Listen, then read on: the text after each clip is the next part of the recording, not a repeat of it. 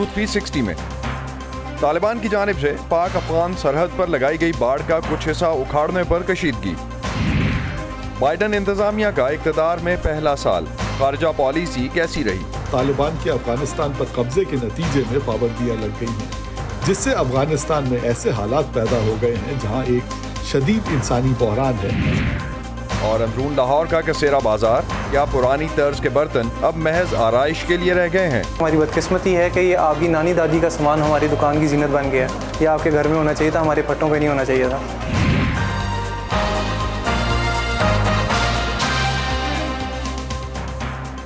Voice of America के Washington studios से आप सबको खुशामदीद। आप देख रहे हैं प्रोग्राम व्यू 360 और मैं हूं असदुल्लाह खालिद। कल अफगान वजारत दिफा के तर्जुमान के मुताबिक तालिबान फोर्सेस ने सूबा नंगरहार में पाकिस्तान के साथ अफगान सरहद पर पाकिस्तानी फ़ौज को गैर कानूनी बाड़ लगाने के काम से रोक दिया।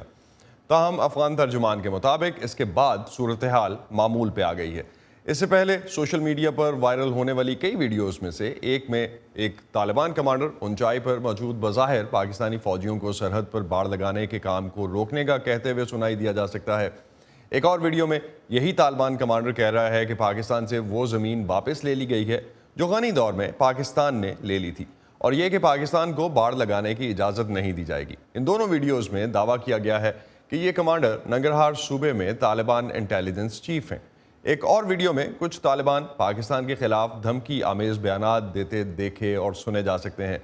2014 में पेशावर आर्मी पब्लिक स्कूल पर हमले और तशद्दुद के दूसरे वाक़यात के बाद पाकिस्तानी हुकाम की जानिब से ये कहा गया था कि बेशतर हमलावर अफ़गानिस्तान से पाकिस्तान में दाखिल होते हैं, यहाँ कार्रवाइयाँ करते हैं और वापस लौट जाते हैं। पाकिस्तानी फ़ौज ने अफ़गान सरहद से गैर कानूनी आमदोरफ्त को रोकने के लिए 2017 में 2600 किलोमीटर तवील सरहद पर बाड़ लगाना शुरू की थी।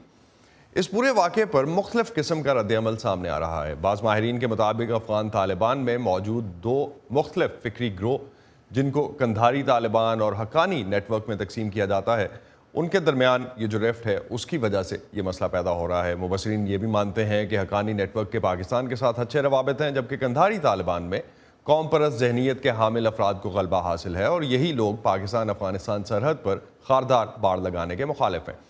वॉइस ऑफ अमेरिका के नुमाइंदे नज़रुल इस्लाम हमें इस वक्त ज्वाइन कर रहे हैं इस्लामाबाद से, और इस्लामाबाद से ही हमें ज्वाइन कर रहे हैं इस वक्त साबिक सफारतकार रुस्तम शाह मोहम्मद साहब, अफ़गानिस्तान के लिए एम्बेसडर रह चुके हैं पाकिस्तान के। हम जानते हैं इस वक्त के सूरत हाल है क्या बॉर्डर पे। नज़र, सबसे पहले तो ये बताइएगा कि अभी ताज़ा तरीन क्या है, क्या सिचुएशन है इस वक्त बॉर्डर पे? कोई नई डेवलपमेंट या कोई नया सरकारी बयान ख़ास तौर पे तालिबान की जानिब से या पाकिस्तान की जानिब से कुछ सामने आया है सरकारी सतह पे? जी असद, शुक्रिया। अभी तक इस हवाले से जो ताज़ा झड़पें हुई हैं, ना ही पाकिस्तानी फ़ौज की तरफ से और ना ही तालिबान के सीनियर अहलकार जैसा कि जो उनके तर्जुमान हैं उनकी तरफ से इस हवाले से बाज़ाब्ता कोई बयान जारी नहीं किया गया है। 2 दिन कबल जो कुछ झड़पें तो हम नहीं कह सकते हैं, जो अल्फाज की तू मैं में और अफ़गान तालिबान की तरफ से एक ऑफेंसिव अप्रोच जो हुई थी, पाकिस्तान ने उसका कोई जवाब नहीं दिया है। ताहम हमें थोड़ा सा पीछे जाना होगा। ये कोई पहली दफ़ा नहीं हो रहा है कि अफ़गान तालिबान की जानिब से सरहद पर इस किस्म के वाक़यात जो हैं वो रूनुमा हो रहे हैं। अगर हम तालिबान की पहली गवर्नमेंट को देखें, उन्होंने भी डेवन लाइन को तस्लीम नहीं किया था। गनी गवर्नमेंट में पाकिस्तान ने ये बाड़ इस वजह से लगानी शुरू की कि जो इन्फिल्ट्रेशन का पाकिस्तान पे जो एतराज़ होता है या अफ़गानिस्तान की तरफ से जो इन्फिल्ट्रेशन होती है, उन दोनों को रोका जाए। ताहम और फिर तालिबान की हुकूमत के आने के बाद पाकिस्तान में ये तवक्को थी कि वहाँ से क्रॉस बॉर्डर जो इन्फिल्ट्रेशन है वो बंद हो जाएगी। ये बदकिस्मती से जब से तालिबान वहाँ पे गवर्नमेंट में आए हैं तो दाइश के भी हमले हो रहे हैं, तहरीक तालिबान पाकिस्तान की तरफ से भी हो रहे हैं, क्योंकि मुबैना तौर पर टीटीपी का जो बेस है वो वहीं पर है। और ये जो तालिबान के साथ जो रूबरू जो हमारे जो फोर्सेस की जो झड़पें हैं, अगर हम देखें तो जैसे ही अगस्त में तालिबान ने टेक ओवर किया तो उस मेरे ख्याल में 15 या 16 अगस्त को वज़ीरिस्तान के जो वहाँ पे जो बाढ़ है वहाँ पर पहली झड़प सामने आई। फिर हमने तोरखम पे देखा कि वो ट्रक्स जो पाकिस्तान की तरफ से अफ़गानिस्तान के लिए इमदाद लेकर गए वहाँ के कमांडर ने जो उस ट्रक पे पाकिस्तान का झंडा लगा हुआ था, उसको बाकायदा फाड़ा और उसको नीचे फेंका। अगरचे तालिबान ने बाद में कहा कि उनसे पूछ-गछ हो रही है।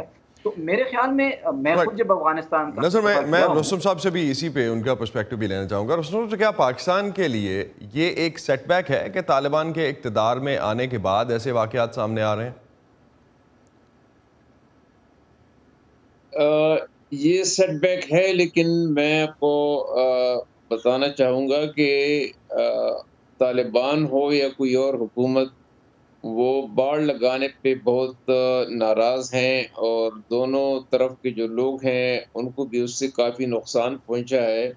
पहली बात तो ये है कि अफ़गानिस्तान की हुकूमत ने कभी भी डिफरेंट लाइन को फॉर्मली तस्लीम नहीं किया, लेकिन उसके साथ साथ ये भी है कि किसी अफ़गान हुकूमत ने आज तक फॉर्मली इस मामले को पाकिस्तान के साथ उठाया नहीं। यानी मकसद ये है कि वो एक डी फैक्टो बॉर्डर है जिसको वो तस्लीम करते हैं, लेकिन खुले दिल से वो पब्लिकली वो ऐलान नहीं कर सकते कि हमने डिफरेंट लाइन को तस्लीम कर लिया है।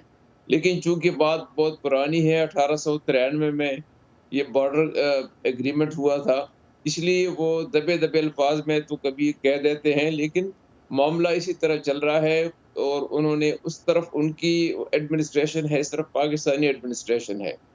दूसरी बात यह है कि जो ब्रिटिश इंडिया का जो मुआहदा था अफगानिस्तान के साथ 1920 में, उसमें ये साफ तौर पे लिखा गया है कि बॉर्डर से 5 मील उस तरफ और इस तरफ लोगों से कोई ट्रैवल डॉक्यूमेंट्स नहीं मांगे जाएंगे, उनको आने जाने में आज़ादी होगी। और as a successor state Pakistan उस मुआहदे का अभी तक पाबंद है। तीसरी बात यह है कि ये जो फैसला हुआ बॉर्डर फेंसिंग का, ये पाकिस्तान ने इसलिए किया, शायद वहाँ से जो दहशतगर्द उस वक्त आ रहे थे ताकि उनका रास्ता रोका जा सके। लेकिन दहशतगर्द तो अगर आना चाहें तो मुख्तलिफ रास्तों से या मुख्तलिफ बेस में अभी भी आ सकते हैं, लेकिन आम लोगों को इससे तकलीफ इसलिए हुई कि ये तो डिफरेंट लाइन जो है ये ट्राइब्स को कट अक्रॉस करता है, आधा ट्राइब इस तरफ है, आधा उस तरफ है, तो इनके दरमियान आपस में तजारत भी होती थी और रिश्ते नाते भी थे। लोग शादी गमी में भी एक दूसरे के पास जाया करते थे। वो तजारत भी ख़त्म हो गई, वो रिश्ते नाते भी ख़त्म हो गए, वो कॉन्टेक्ट्स भी ख़त्म हो गए, इसलिए दोनों तरफ से इसके ख़िलाफ़ रिएक्शन आया। चौथी बात यह है कि पाकिस्तान ने जो कदम उठाया तो ये एक किस्म का एक तरफा कार्रवाई थी, अफ़गान हुकूमत को एतमाद में नहीं लिया। और उसकी वजह यह है कि उस वक्त कोई मजबूत अफ़गान हुकूमत वहाँ थी नहीं, वो वहाँ पे एक खाना जंगी शुरू थी, तो पाकिस्तान ने उसका फ़ायदा उठाया और इस पे एक बड़ी कसीर रकम खर्च की, यानी $1 बिलियन इस पे खर्चा आया है। और उसके साथ साथ ये भी है कि इसको मेंटेन करने के लिए कितने $1 मिलियन सालाना इस पे खर्च करना पड़ता है, क्योंकि हर 6-7 मील के बाद एक पोस्ट होता है, वहाँ पे सिपाही होते, फौजी होते हैं जो उसको गार्ड करते हैं।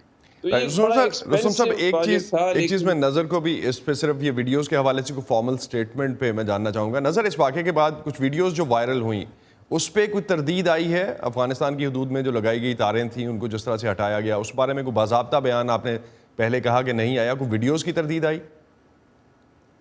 देखें, मैं आपको यही बता रहा हूँ कि इस हवाले से जब ISPR से हमने रब्ता किया है तो उनकी तरफ से ये देखें, कल से ना सिर्फ हम बल्कि बहुत सारे जो मीडिया के जो हमारे जर्नलिस्ट साथी हैं वो ISPR से रब्ता करने की कोशिश कर रहे हैं, लेकिन कोई भी इस हवाले से उनकी तरफ से जवाब नहीं आया है कि ये अच्छा हो रहा है, बुरा हो रहा है, या हम इसको देख रहे हैं या हम इसका जवाब देंगे। और ना ही अफगान तालिबान की तरफ से, मैं सिर्फ अफगान तालिबान की तरफ से जी प्लीज़, कि जब हम जाते हैं अफगानिस्तान में, वहाँ पे लोगों से बात करते हैं तो पॉपुलर बयानिया जो है वो पाकिस्तान मुखालिफ है। इवन जो लो रैंक के जो तालिबान हैं वो भी कोई पाकिस्तान से इतना खुश नहीं है। तो मेरे ख्याल में जो अफगान तालिबान जो गवर्नमेंट कर रहे हैं तो वो भी जो एक पॉपुलर बयानिया है उसका एहतराम ज़रूर करें, उसी के साथ सरफेस कर रहे हैं। रुस्तम साहब, एक चीज़, अफगान तालिबान मुख्तलिफ धड़ों में अगर हम देखें तो ख़ासतौर पर 2 धड़े जो कहे जाते हैं कि हकानी नेटवर्क पाकिस्तान के करीब है, जबकि इसके बरक्स जो कंधारी तालिबान के बारे में समझा जाता है कि वो पाकिस्तान की अफगान पॉलिसी से खुश नहीं है। ये लोग पाकिस्तान की जानिब سے جو سرحد پر باڑ لگانے کے حق میں بھی نہیں ہے۔ کیا ان حالیہ واقعات کی وجہ میں یہ نظریاتی اختلاف بھی کہیں موجود ہے؟ کچھ عنصر تو اس کا موجود ہے، لیکن بارڈر فینسنگ کے خلاف افغانستان میں بہت وائڈ اسپریڈ اینگر ہے اور ایکریمنی ہے، غصہ ہے، اور اس وقت حالات کا فائدہ اٹھایا گیا۔ لیکن اب اگر افغانستان میں کوئی مضبوط حکومت قائم ہو جاتی ہے جس میں شاید وقت لگے، تو یہ معاملہ میرے اپنے خیال میں افغان حکومت پاکستان کے ساتھ ضرور اٹھائے گی، اور کوشش کی جائے گی کہ اس کا کوئی ایسا حل نکل آئے کہ دونوں طرف سے کوئی عوام کو تکلیف نہ ہو آنے جانے میں۔ اگرچہ اس وقت بارڈر کراسنگ ہیں، کچھ ہیں، لیکن وہ اتنے نہیں ہیں کہ جس سے وہ جو تجارت جو ڈسرپٹ ہو گئی ہے، یا جو لوگوں کے آپس میں جو رشتہ داریاں ہیں، جو ان کے کانٹیکٹ جو ختم ہو گئے ہیں، تاکہ ان پہ قابو، وہ چیز اب نہیں رہی۔ وہ صرف 4-5 بارڈر کراسنگ ہیں، لیکن 2600 کلومیٹر بارڈر پہ 4-5 بارڈر کراسنگ آپ اندازہ لگائیں، یہ ان کی کوئی ڈیفینیٹلی عوام کے لیے دونوں سائڈ پہ، آپ نے جس طرح سے رستم صاحب وجہ فرمایا کہ دونوں سائڈ پہ شاید وہ ایشو ہے، اور دونوں سائڈ پہ اسی طرح سے ڈسکس بھی ہو رہا ہے۔ بہت شکریہ نظر آپ کا ہمیں جوائن کرنے کا، رستم صاحب بہت شکریہ آپ کا ہمیں وقت دینے کا۔ فورن پالیسی کے حوالے سے ڈیفینیٹلی ایشوز کافی حد تک رہتے ہیں، اور اس پہ ہم بات بھی کرتے رہتے ہیں۔ سال 2021 کے آخری دنوں میں ہم پورے سال کو ریکیپ بھی کر رہے ہیں۔ اس سال میں جو رونما ہونے والے کچھ اہم واقعات ہیں ان پر دوبارہ نظر ڈال رہے ہیں۔ امریکہ میں اس سال جو بائیڈن نے صدارت سنبھالی، آئیے اس رپورٹ میں جاننے کی کوشش کرتے ہیں کہ امریکی خارجہ پالیسی کے حوالے سے یہ سال کیسا رہا۔ امریکی خارجہ پالیسی کے حوالے سے یہ سال اہم رہا ہے۔ اگست میں افغانستان سے افراتفری میں ہونے والے انخلا کو عموماً صدر جو بائیڈن کے پہلے سال کی سب سے بڑی ناکامی کے طور پر دیکھا جاتا ہے۔ دہشت گردی بڑھ گئی ہے، اور طالبان کے افغانستان پر قبضے کے نتیجے میں پابندیاں لگ گئی ہیں، جس سے افغانستان میں ایسے حالات پیدا ہو گئے ہیں جہاں ایک شدید انسانی بحران ہے جو بڑے پیمانے پر قحط کا باعث بن سکتا ہے، اور میرے خیال میں ان نتائج کو امریکہ کی افراتفری میں کیے گئے انخلا کے ساتھ جوڑا جاتا ہے۔ یہ انخلا امریکی انتظامیہ کے مشرق وسطیٰ میں فوجی مداخلت کو کم کرنے کے اہداف میں سے ایک تھا، لیکن چیلنجز ابھی بھی باقی ہیں، جیسے اسرائیلیوں اور فلسطینیوں کے درمیان موجودہ کشیدگی، اور ایران کے دنیا کے اہم طاقتوں کے ساتھ اپنے جوہری پروگرام پر معاہدے کو بچانے کے لیے رکی ہوئی کوششیں۔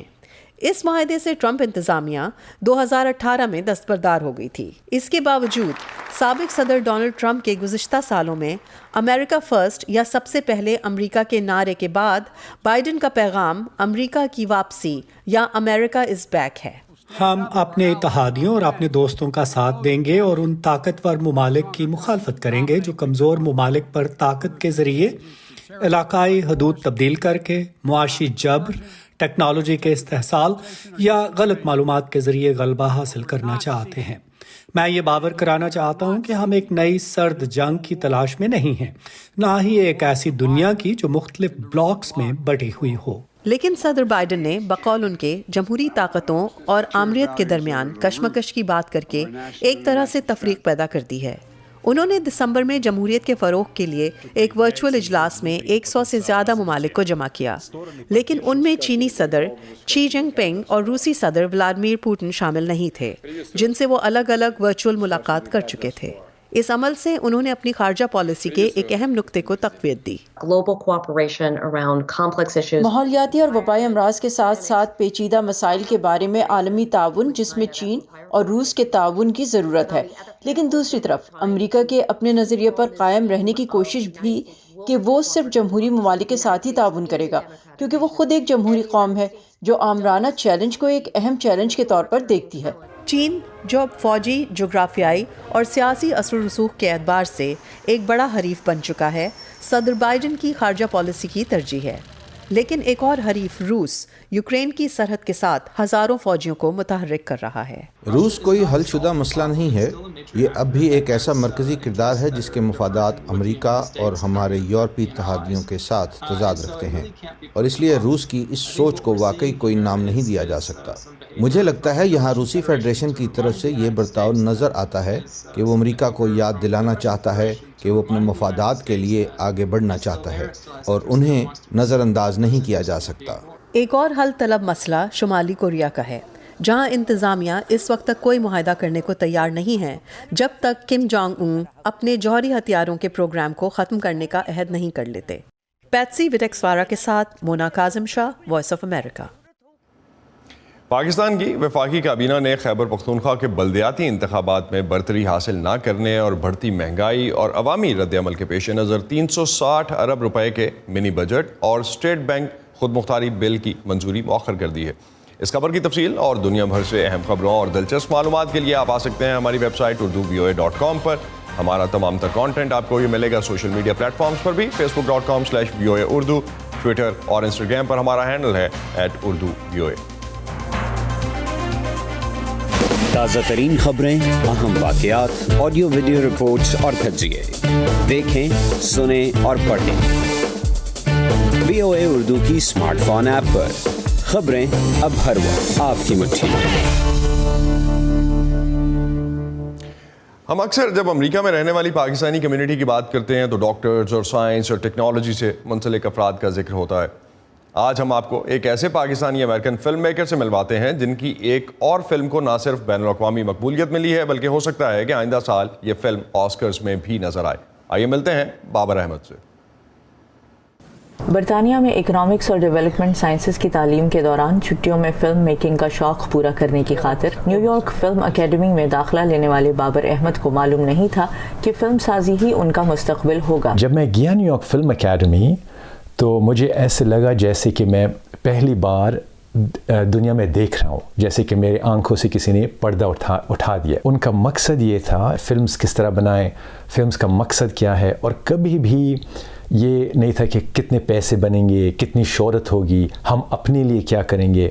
बाबर अहमद ने फैसला किया कि वो ऐसी फिल्में बनाएंगे जो समाजी मसाइल की अक्कासी के साथ साथ माशरे में इन मसाइल की आगही में मददगार साबित हों। पहली मूवी जो मैंने बनाई थी वो एक लड़का है, वो उसको डिसलेक्सिया होती है, ये लर्निंग डिसेबिलिटी है, तो फिर उसकी टीचर उसकी मदद करता है। और एक और फिल्म मैंने बनाई मंगोलिया में, एक छोटा बच्चा होता है, बहुत ज़्यादा गुर्बत में होता है, और फिर उसके चचा उसको 3 सबक सिखाता है। मंगोलिया में बनाई इस film Amka the 3 golden rules ने बाबर अहमद को बैनुल-अक़वामी फिल्म फेस्टिवल्स में पाकिस्तानी अमेरिकन फिल्म मेकर के तौर पर पहचान दी, GTP, जिसके बाद उन्हें वर्ल्ड बैंक और IMF ने वीडियोस बनाने की पेशकश की।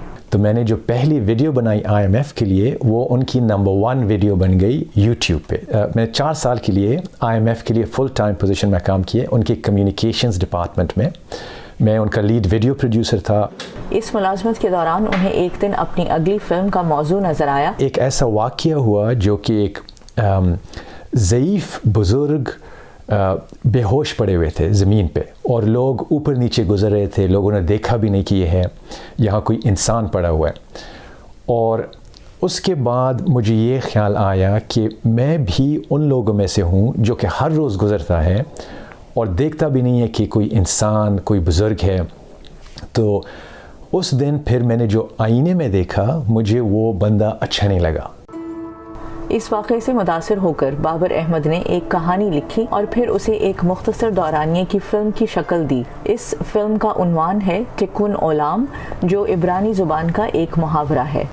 टिकुन यानी कि आप ज़ख्म पे मरहम रखें, और ओलाम दुनिया के ज़ख्मों पे आप मलहम लगाएं। एक 8 साल के बच्चे की नज़र से आप देखेंगे कि वो किस तरह हमदर्दी और इज़्ज़त लाता है एक बेघर बुज़ुर्ग को। 10 मिनट दौरानिये की फिल्म टिकुन ओलाम अब तक बैनुल-अक़वामी सतह पर 30 फिल्म फेस्टिवल्स में दिखाई जा चुकी है और अगले साल होने वाले ऑस्कर्स के लिए भी नामजद की गई है। इससे पहले इसे 8 बेस्ट फिल्म अवार्ड्स मिल चुके हैं और यूरोप और अमेरिका भर में इसे सराहने का सिलसिला जारी है। लोग कहते हैं ना कि अमेरिकन मुआशरे में पाकिस्तानी अमेरिकन हैं, तो पाकिस्तानी अमेरिकन क्या कर रहे हैं इस मुआशरे में? और बहुत लोग हैं जो पॉजिटिव काम करते हैं, जैसे पॉलिटिक्स में हैं, आर्ट्स में हैं, डॉक्टर्स हैं, लॉयर्स, और बहुत पॉजिटिव काम कर रहे हैं। तो ये भी उनकी तरह एक छोटा सा पॉजिटिव कंट्रीब्यूशन है अमेरिकन मुआशरे में।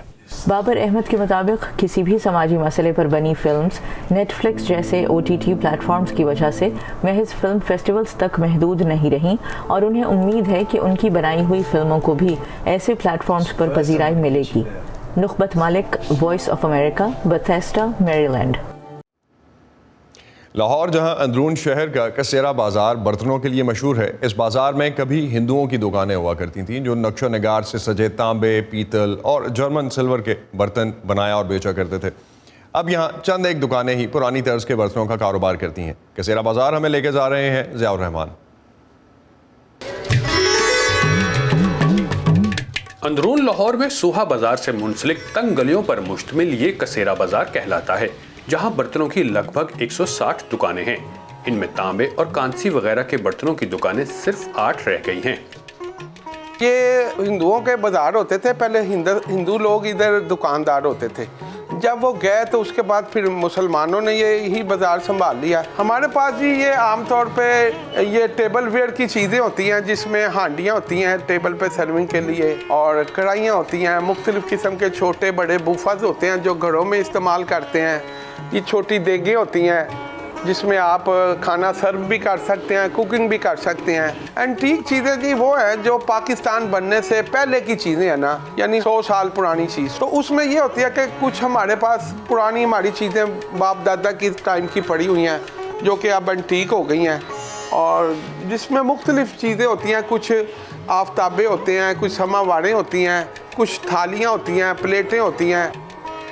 ہارون حیات کی چھٹی نسل اس کاروبار سے منسلک ہے۔ کئی دفعہ ہمارے پاس یہاں پہ کسٹمر آتے ہیں، وہ دیکھتے ہیں، وہ کہتے ہیں کہ یہ ہماری نانی دادیوں کا سامان ہے، اس طرح کا ہماری نانی دادی کا سامان تھا۔ تو میں انہیں کہتا ہوں کہ ہماری بدقسمتی ہے کہ یہ آپ کی نانی دادی کا سامان ہماری دکان کی زینت بن گیا ہے، یہ آپ کے گھر میں ہونا چاہیے تھا، ہمارے پھٹوں پہ نہیں ہونا چاہیے تھا۔ تو ایک ڈائنگ آرٹ ہے، اس کا ریوائول ہو رہا ہے، لیکن اس ریٹ سے ہو رہا ہے جس سے ہم اس کاریگر کو بچا نہیں پا رہے۔ دکاندار بتاتے ہیں کہ مغلیہ دور کی اصل اور نادر اشیاء بہت مہنگی ہیں، لیکن یہاں اب بھی 100 سے 150 سال پہلے گھروں میں استعمال ہونے والے برتن مل ہی جاتے ہیں۔ تانبے، پیتل اور جرمن سلور کے برتن اپنے اندر ایک خاص کشش رکھتے ہیں۔ گزرتے وقت بڑھتی ہوئی مہنگائی اور ان کی مہنگی دیکھ بھال نے جہاں ان کے چاہنے والے کم کیے ہیں، وہاں ان کے بنانے والے گنے چنے ہی رہ گئے ہیں۔ بازار میں اکا دکا دکانیں ایسی بھی ہیں جو سجاوٹی برتنوں کا کاروبار کرتی ہیں۔ دکانداروں کے مطابق وہ یہ اشیاء پاکستان بھر سے اکٹھی کرتے ہیں، اور کچھ لوگ غربت اور مجبوری سے تنگ آ کر خود انہیں بیچ جاتے ہیں۔ یہ جے پور کا یہ گلاس ہے، وہاں پہ یہ کام ہوتا تھا، اور یہ نقش و نگار وہاں کی خاصیت تھی۔ یہ مراد آبادی پھولدان ہے، اس پہ جو مراد آبادی کام ہوا ہوا ہے 200-300 سال پرانا یہ پھولدان ہے۔ یہ ہمارے پاس تھال ہے کشمیری کام والا، اس پہ کشمیری کام ہوا ہوا ہے 5 پتی کا۔ یہ ایسی چیزیں ہیں جن کو بنانے والے اب نہیں رہے، اور یہ کئی دن لگتے تھے ان کو تیار کرنے میں۔ بازار میں برتنوں کو قلعی کرنے والے بھی اکا دکا کاریگر رہ گئے ہیں، جنہوں نے یہ کام اپنے بزرگوں سے سیکھا، لیکن اب ان کی اگلی نسل اسے سیکھنے کو تیار نہیں۔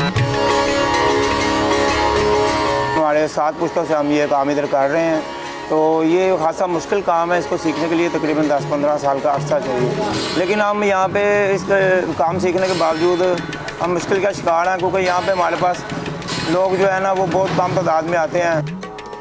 یہاں ملنے والے برتنوں کی قیمتیں 500 روپے سے ہزاروں روپے تک ہے۔ کچھ لوگ تانبے اور پیتل کے ان پرانے برتنوں کو صحت کے لیے اچھا سمجھ کر بھی خریدتے ہیں، لیکن اگر ان کی کلئی اتر چکی ہو تو ان میں پکانا مضر صحت بھی ہو سکتا ہے۔ اب یہ برتن زیادہ تر گھروں میں آرائش کے لیے، ڈراموں، فلموں اور ماڈلنگ کی شوٹس میں بطور سجاوٹ استعمال ہوتے ہیں۔ ضیاء الرحمان، وائس آف امریکہ، لاہور۔ اسی پر ختم کرتے ہیں آج کا ویو 360۔ اسٹے سیف، اور پروگرام پر اپنے فیڈ بیک کے لیے آپ آ سکتے ہیں facebook.com/VOA اردو کے پیج پر۔ اس کے علاوہ ٹویٹر اور انسٹاگرام پر ہمارا ہینڈل ہے @urduvoa۔ اب تک کے لیے اتنا ہی۔ اسد اللہ خالد کو اجازت دیجیے، خدا حافظ۔